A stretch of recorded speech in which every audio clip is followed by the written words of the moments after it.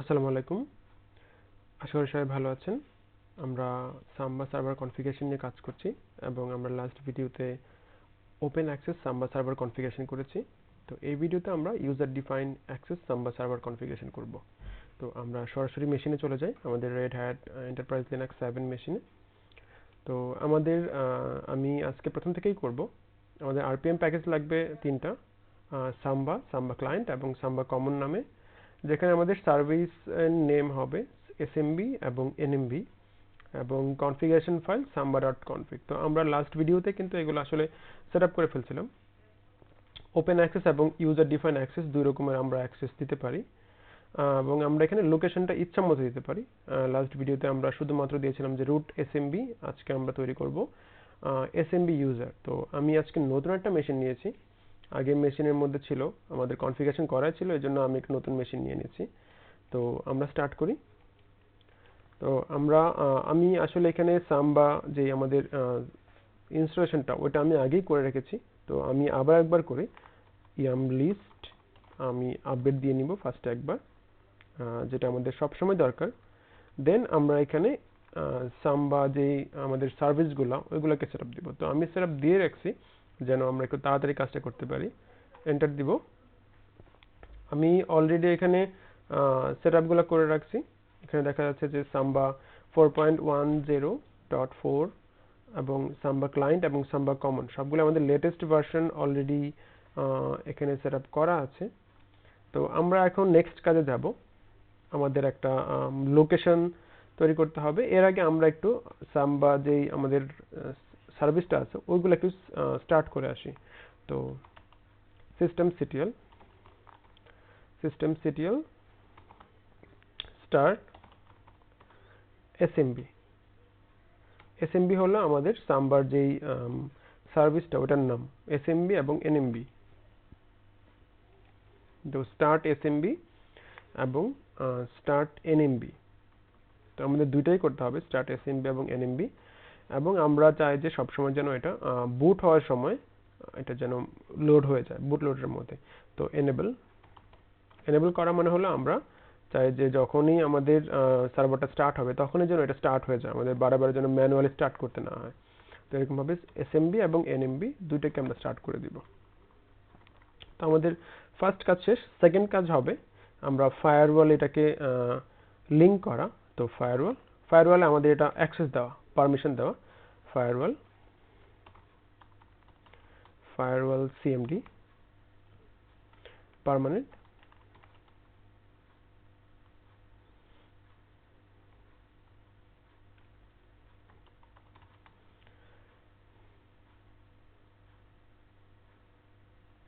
এটা এখানে একটু হ্যাং করতেছে।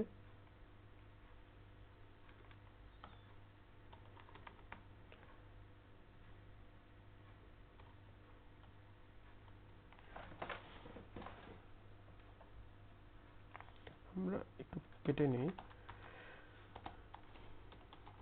Firewall CMD permanent add service আমরা লিখব হলো সাম্বা, এবং আমরা ফায়ারওয়ালটাকে একবার রিস্টার্ট করে দিব। তো ফায়ারওয়াল সিএমডি রিলোড, এন্টার। তো আমাদের ফায়ারওয়ালও কিন্তু অ্যাক্সেস দেওয়া হয়ে গেছে অলরেডি। তো আমাদের সেকেন্ড কাজ কমপ্লিট। থার্ড কাজ হবে আমরা এখন একটা ফোল্ডার তৈরি করে নিব, যেটা কিনা আমাদের শেয়ার করার জন্য। তো আমরা এসএমবি ইউজার একটা ফোল্ডার তৈরি করব রুটের মধ্যে। তো আমি যদি একটু খেয়াল করি, আমি অলরেডি রুটের মধ্যে একটা ফাইল তৈরি করে রেখেছি এসএমবি ইউজার, এবং আমরা যদি দেখি যে এটার মধ্যে আমি কিছু আবার ফাইলও রেখে দিয়েছি এসএমবি ইউজার, যেন আমরা শেয়ার করে দেখতে পারি সবকিছু। ফ্লাওয়ার এবং গ্রিনের মধ্যে কিছু পিকচার আছে, আমি দেখাতে পারি আপনাদেরকে। এগুলো সব কিছু পিকচার যেন আমরা শেয়ার করে দেখতে পারি আর কি। এবং এখানে কোনো পারমিশনও দেওয়া নাই। যদি আমি দেখি যে এলএল দিয়ে যদি দেখি, দেখা যাবে যে এসএমবি ইউজার কিন্তু আমাদের কোনো পারমিশন দেওয়া নেই এবং রুটের সব পারমিশন। তো এখন কাজ হবে আমরা করব কি, যে এখানে আমরা ইউজার তৈরি করব এবং গ্রুপ তৈরি করব। তো আমরা ইউজার ডিফাইন যখন তৈরি করব তো ইউজার দিতেই হবে আমাদেরকে। তো আমরা সরাসরি ইউজার তৈরি করে ফেলি। আমরা একটা গ্রুপ তৈরি করব, এসএমবি গ্রুপ। তো গ্রুপ, ওই গ্রুপের আন্ডারে যারা থাকবে তারা সবাই এই সার্ভারে অ্যাক্সেস করতে পারবে। তো আমরা যে কোনো নাম দিতে পারি, আমরা এসএমবি গ্রুপ নাম দেব যেন আমাদের নামটা বুঝতে সুবিধা হয়। তো এসএমবি গ্রুপ, এবং আমরা এই গ্রুপের আন্ডারে আমরা ইউজার তৈরি করব। তো ইউজার অ্যাড এসএমবি ইউজার 1। আমরা দুইটা ইউজার তৈরি করি, এসএমবি ইউজার 1, এবং ইউজারটাকে আমরা অ্যাড করব, ইউজার অ্যাড না আসলে ইউজার মোড।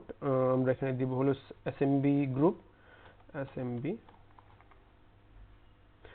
আমরা এখানে ইউজারটা লিখতে হবে SMB user 1 A and capital G and SMB group।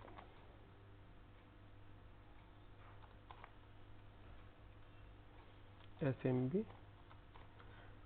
group। তো এন্টার দিই। তো আমাদের একটা ইউজার তৈরি হয়ে গেছে এবং অ্যাড হয়েছে। তো আমরা সেকেন্ড ইউজারটাকে তৈরি করব, SMB user 2, and আমরা এটাকেও SMB গ্রুপের আন্ডারে নিয়ে আসব। এখন আমাদের পাসওয়ার্ড দিতে হবে। আমরা নর্মালি যে পাসওয়ার্ড দিই, যে ইউজার শুধু পাসওয়ার্ড লিখে আমরা SMB1 অথবা SMB user 2 এরকম লিখতে পারি, কিন্তু আমরা যখন সাম্বার ইউজারের যখন পাসওয়ার্ড দিব তো আমাদের একটু চেঞ্জ করতে হবে কমান্ডটা। আমরা লিখব SMB পাসওয়ার্ড, কারণ সাম্বার সার্ভারের জন্য পাসওয়ার্ডটা আলাদা থাকবে সবসময়। SMB user A, SMB user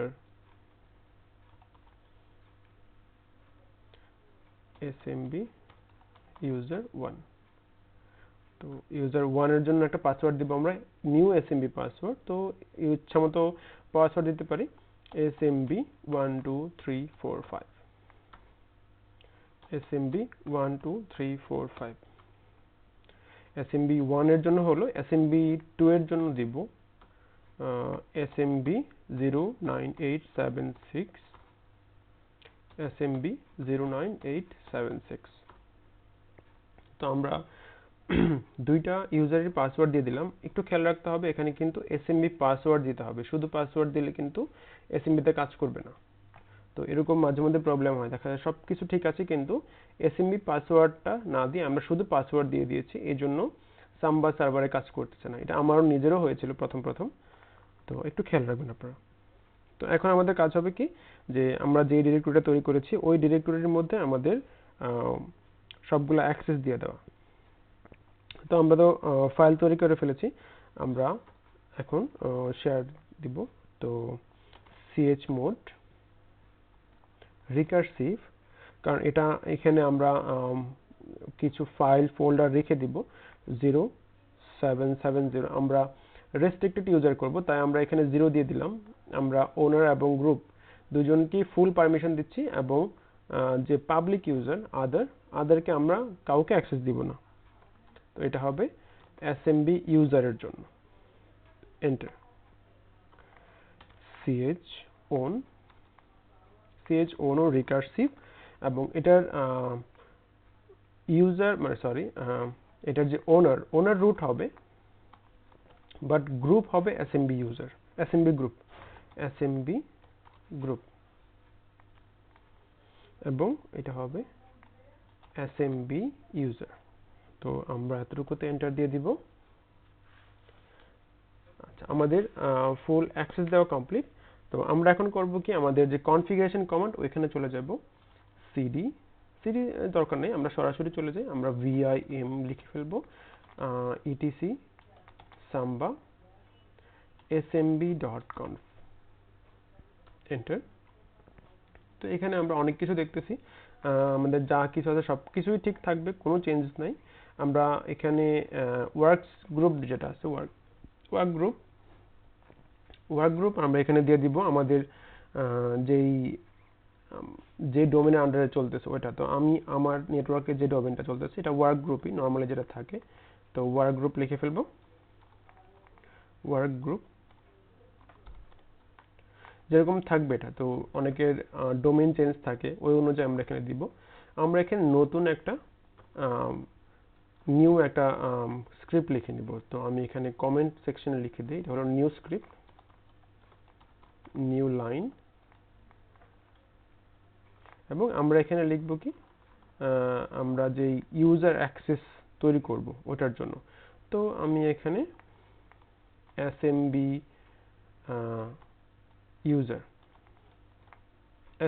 user নিয়ে একটা স্ক্রিপ্ট তৈরি করতে চাই, এবং এখানে আমাদের কয়েকটা জিনিস থাকবে। এখানে পাথ থাকবে একটা, আমি সবগুলো লিখে ফেলি। রাইটেবল হবে,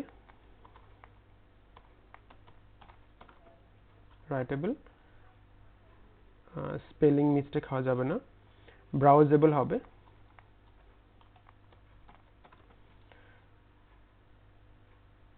গেস্ট আসবে কিনা, আমরা গেস্টকে অবশ্যই সবকিছু এখানে আমাদের দেখতে হবে।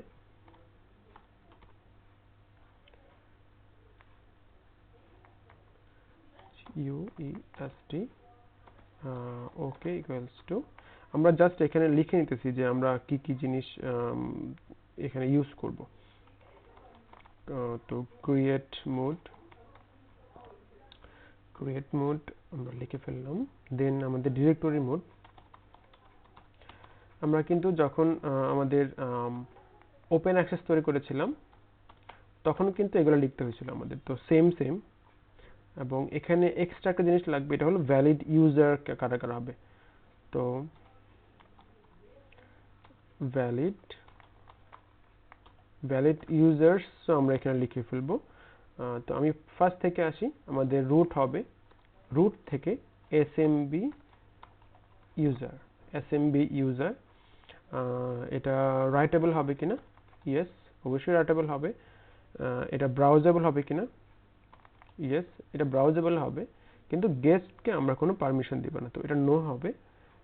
ক্রিয়েট মোড কিরকম হবে, 0770, আমরা যেটা পারমিশন দিয়েছিলাম। ডিরেক্টরি মোডও 0770, যে কোনো ইউজার যদি ওইখানে কোনো ফাইল ফোল্ডার তৈরি করতে চায় তাহলে ওটার মোড কিরকম হবে। এবং ভ্যালিড ইউজার আমরা একটা গ্রুপের নাম দিয়ে দিব, তো এসএমবি গ্রুপ, আমরা এসএমবি গ্রুপ তৈরি করে রেখে ফেলেছি অলরেডি। তো এতগুলো আমাদের স্ক্রিপ্ট, আমরা এখন সেভ এবং কোয়েট করে ফেলবো, এবং আমরা জাস্ট একবার টেস্ট করব। তো টেস্ট PA,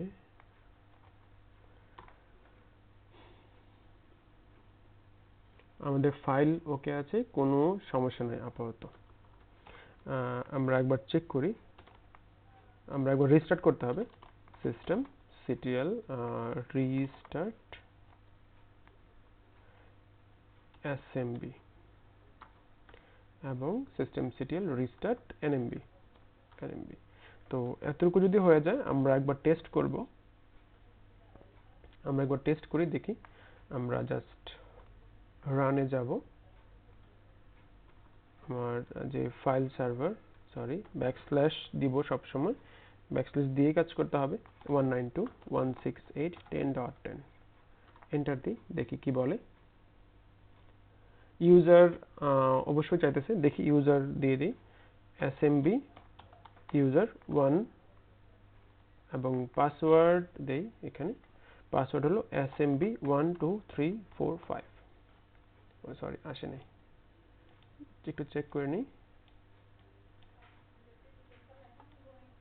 smb12345, তো আমরা একটু লগ ইন করে দেখি যে সব কিছু ঠিক আছে কিনা।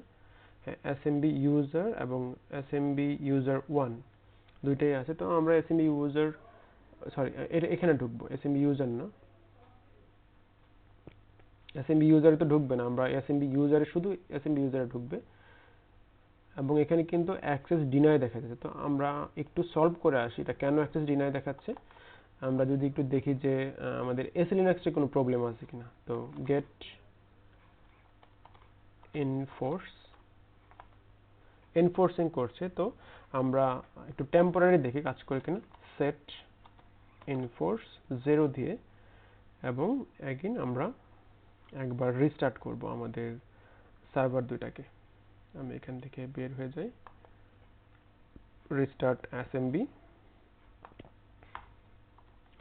এবং রিস্টার্ট এনএমবি দুইটাই।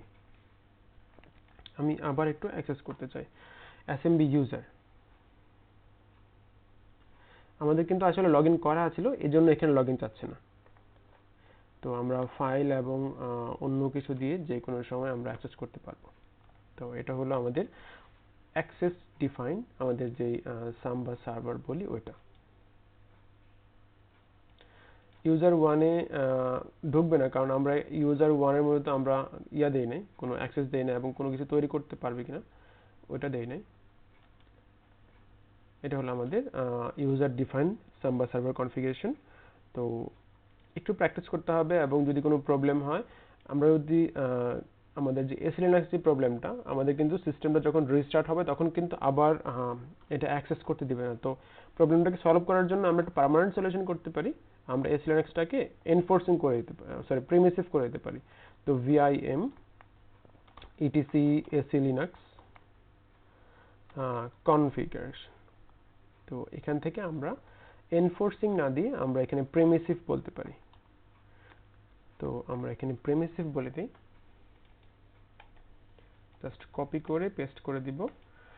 যখন আমরা সিস্টেমটাকে একবার রিবুট দিব তখন আর এই প্রবলেমটাকে দেখাবে না। এখন কিন্তু টেম্পোরারি চলতেছে, যে গেট ইনফোর্সে আমরা আসলে এখন ডিসেবল করে রাখছি এসএলএনএক্সটাকে। তো আমরা যখন এনফোর্সিং দিব তখন আর কোনো প্রবলেম হবে না। তো আশা করি সবাই বুঝতে পারছেন। আমরা সিকিউর এসএমবি কনফিগারেশন করেছি, এবং আপনি একটু প্র্যাকটিস করবেন। যদি কোনো প্রবলেম হয় অবশ্যই জানাতে হবে আমাকে, আমার ইমেল অ্যাড্রেস দেওয়া আছে। তো আমি চেষ্টা করব সবসময় হেল্প করার। তো ভালো থাকবেন আপনারা।